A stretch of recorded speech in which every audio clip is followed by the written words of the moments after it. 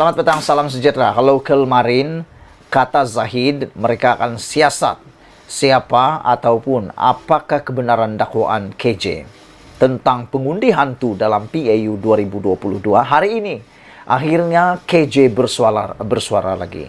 Akhirnya KJ dedah lagi yang paling hangat lagi, luar biasa. Akhirnya KJ dedah dalam langkah Dewan Merdeka, yang kata KJ ada pengundi hantu yang mengundi bersama di dalam penentuan supaya jawatan dua kuasa tertinggi dalam UMNO, yaitu Presiden dan Timbalan Presiden, tidak dipertandingkan dan telah diluluskan dengan majoriti besar. Namun KJ masih tak puas hati, akhirnya dia buka mulut lagi, dedah lagi yang lebih panas, lebih hangat, lebih mengejutkan kita semua. Sebelum kita teruskan, mohon kiranya Anda tekan butang subscribe untuk dapatkan isu-isu terkini daripada channel saya ini. Tekan butang subscribe itu percuma. Komplot langkah Dewan Merdeka cuba lulus usul sekat pertandingan dua jawatan tertinggi, kata KJ. Hari ini bekas Ketua Pemuda UMNO Khairi Jamaluddin atau KJ sekali lagi mendakwa wujud komplot langkah Dewan Merdeka untuk meluluskan usul tambahan supaya dua jawatan tertinggi UMNO tidak dipertandingkan dalam pemilihan akan datang. Khairi mendakwa tag tanda pada kerusi dalam Dewan Merdeka yang dihaskan untuk perwakilan UMNO sudah ditanggalkan ketika ini sebagai usaha membawa masuk perwakilan import bagi meluluskan usul tambahan berkenan. Wow, rupa-rupanya bukan bola sepak saja ada pemain import, tapi dalam PAU 2022 UMNO turut ada pemain import. Berapa yang dibayar untuk pemain import ini kita pun tak tahu. Cuma saja yang didedahkan oleh Khairi ini memang mengejutkan, kerana belum apa-apa lagi sudah ada dakwaan yang begini panas, yang begini serius terhadap PAU 2022. Selain itu, saudara-saudara sekalian, Khairi berkata petang ini akan ada undi usul untuk tambahan, dan saya difahamkan ia akan dibulldoze, dilanggar. Malah beberapa tag tanda di kerusi Dewan Merdeka yang dihaskan untuk perwakilan bahagian telah dicabut dan ditanggal supaya perwakilan import boleh dibawa masuk untuk sorak sokongan dan bulldoze usaha supaya jawatan Presiden dan Timbalan Presiden tidak dipertandingkan. Katanya dalam satu video di TikTok hari ini.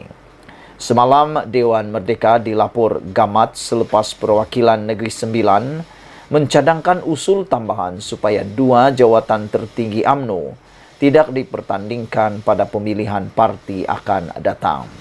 Rupa-rupanya inilah orang atau inilah perwakilan atau inilah bahagian yang telah pun mencadangkan supaya usul tambahan itu tidak dipertandingkan, yaitu perwakilan daripada Negeri Sembilan.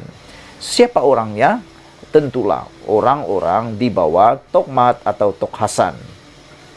Saudara-saudara sekalian, saya pikir inilah yang memulakan kepada kemenangan besar kepada Zahid Hamidi. Kita boleh kata perwakilan Negeri Sembilan inilah dalang yang menyebabkan usul tambahan itu dapat diundi.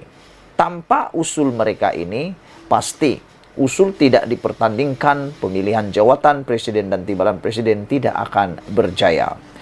Cadangan usul tambahan dikemukakan Wakil UMNO bahagian Rembau, Muhammad Syukri Samsudin, ketika berucap sebagai pencadang usul ucapan dasar Presiden dan mendapat reaksi berbeza daripada perwakilan.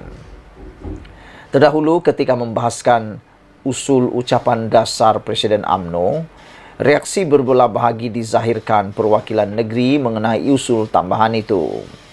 Ketua UMNO bahagian Bukit Gantang, Datuk Seri Zainal Abidin Muhammad Rafiq, yang mewakili wilayah persekutuan, senada dengan Timbalan Ketua UMNO bahagian Iskandar Putri, Datuk Pandak Ahmad, menegaskan usul tambahan dikemukakan semalam itu bertentangan dengan pasal 30 Perlembagaan UMNO dan perkara 10 peraturan persidangan.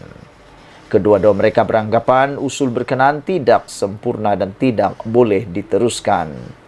Difahamkan 4 lagi perwakilan yaitu Selangor, Kelantan, Perak serta wakil mahasiswa bersetuju dan menyokong usul tambahan berkenaan.